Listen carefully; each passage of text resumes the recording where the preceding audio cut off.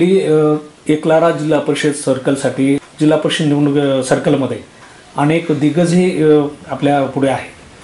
तर आपण काय सांगाल की या संदर्भात की आपण मागं अशी आपली चर्चा होती की आपण राजकारणात येणार नाही, राजकारणापासून थोडं दूर चाललो अशी चर्चा होती. परत पुन्हा आता ही तुम्ही निवडणूक लढवण्यासाठी तयारी दाखवताय.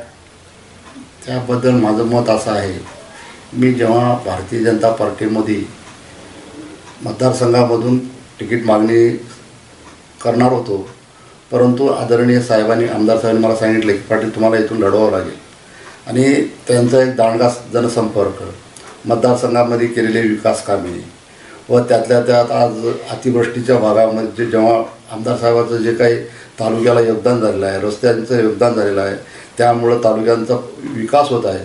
ह्या विकासामध्ये आपण पण सामील व्हावं आणि आमदार साहेबाला मदत करावं म्हणून मी निवडणूक लढविण्याचा निर्णय घेतलेला आहे. मागील निवडणुकीमध्ये अनेक दिग्गज या एकलारा सर्कलमध्ये निवडणुकीला होते. त्यात कैलासवासी आमदार गोविंदराव राठोड, माजी आमदार अविनाशराव घाटे, माजी आमदार सुभाषराव साबणे आणि आपण म्हणजेच बालाजी पाटील अमूल्यकर अशा अनेकांनी एकलारा जिल्हा परिषद सर्कलमधून निवडणूक लढवलेल्या आहेत. आणि आता ही निवडणूक आहे ही चुरशीची होणार आहे, प्रतिष्ठेची होणार आहे. काय सांगाल याबद्दल? ही निवडणूक स्थानिक लेवलची आहे. आमच्या मतदारसंघामध्ये या गणामध्ये जिल्हा परिषद गटामधून स्थानिकचा उमेदवार एक वेळेस आलेला नाही. 25 वर्षे हे पूर्ण बाहेरचेच लोक होते.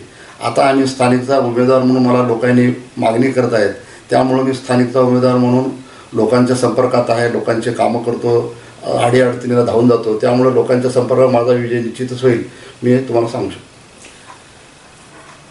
शिवसेना शिंदे गटाकडून अशोकराव पाटील राजूरकर, त्यानंतर काँग्रेस पक्षाकडून दिलीपराव पाटील बेटमोगरेकर आणि भाजप पक्षाकडून बालाजी पाटील अमूल्यकर आणि इतर आणखीही काही उमेदवार इच्छुक आहेत या एकलारा जिल्हा परिषदेच्या रिंगणामध्ये. तर एकंदरीत ही एकलारा जिल्हा परिषदेची निवडणूक म्हणजे एक आमदारकीची निवडणूक म्हणून याकडे पाहिलं जाते. आता तर एक महत्त्वाचा मतदारसंघ म्हणूनही याकडे पाहिलं जाते. तर ह्या निवडणुकीमध्ये आपली रणनीती काय असणार आहे? ते सगळ्या गोष्टी जे आपण बोललात तसं काही विषय नाही.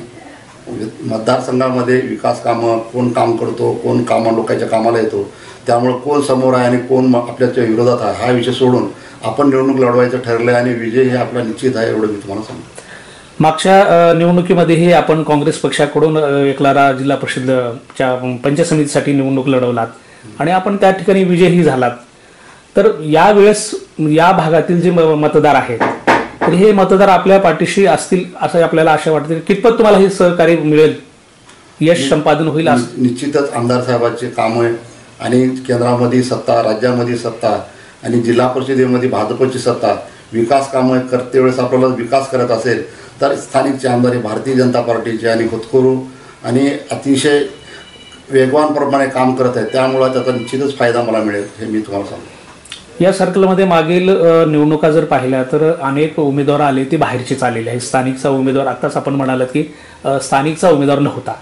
तर अशी चर्चा होती की स्थानिकचा उमेदवार नसल्यामुळे या मतदारसंघाचा विकास खुंटला, काही योजना, जनतेची अडीअडचणी हे सोडवता आले नाहीत. मागच्या वेळेस माजी आमदार सुभाषराव साबणे यांची सुनबाई होत्या, परंतु त्यांनी निवडून गेल्यानंतर परत पुन्हा मतदारसंघात तोंड दाखवले नाही, ही चर्चा होतीये. तर एक आपल्या हक्काचा एक घरातला उमेदवार आल्यानंतर आपल्या परिसराचा, आपल्या मतदारसंघाचा विकास होईल अशी चर्चा होती. तर आपल्या पुढे विकास कामाचे काय अजेंडा असणार आहे, काय आलेख आहे आपल्यासमोर? विकास कामाचे असे अजेंडा आहेत. शेतकऱ्यांचे प्रलंबित कामे, रस्ते, अनेक अडीअडचणी शेतकऱ्यांचे असतात. शेतकरी पीक कर्ज असेल, बँकेचं कर्ज असेल, त्यांना कशा पद्धतीनं आपल्याला मदत करता येईल त्या पद्धतीनं आपण काम करण्याचं ठरलेलं आहे आणि आमदार साहेबांच्या एकंदरीत सगळ्या विकास कामाच्या जोरावर मी निवडणूक लढवत आहे.